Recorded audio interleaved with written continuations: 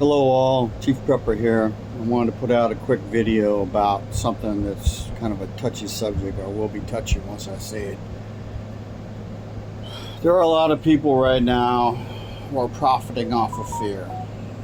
They are selling chemical, biological, radiation equipment in the guise that it will help you survive. So when I was in the Army does things differently than other services. The Army, you have a primary job, then you have what are called additional duties. Whereas in the Air Force, I don't know about the Marines and the fucking Navy, but I know in the Air Force they have like fucking somebody assigned to do every little fucking thing.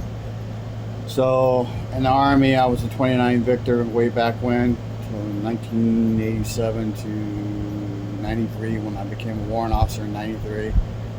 And then, even as an enlisted soldier, I had additional duties. One of them was a TAMS PLL clerk, which is basically someone who manages repair parts.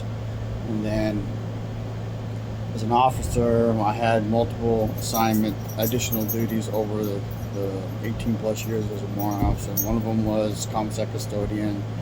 One of them was an RSO, Radiation Safety Officer Certified, which basically means that we understand how to do nuclear radiation surveys, do a bunch of calculations. I don't know how to do it anymore, but people need to understand that the cbrn equipment in the Army was not meant to save us.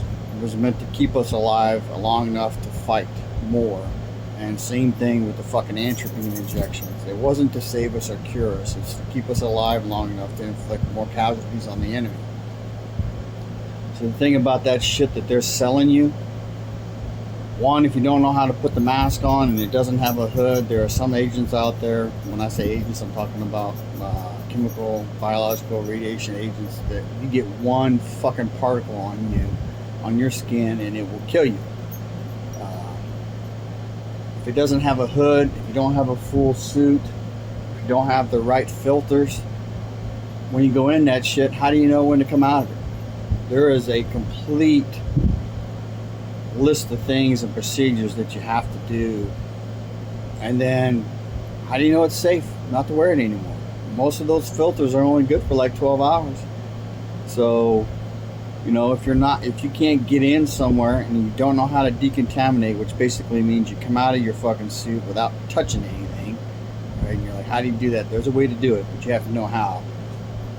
And assuming you haven't been, and whatever's on the outside of your suit, you don't touch it, and it's not toxic enough that where if you breathe it in, it gets you, then you go somewhere and you get cleaned up, and then you're in that environment.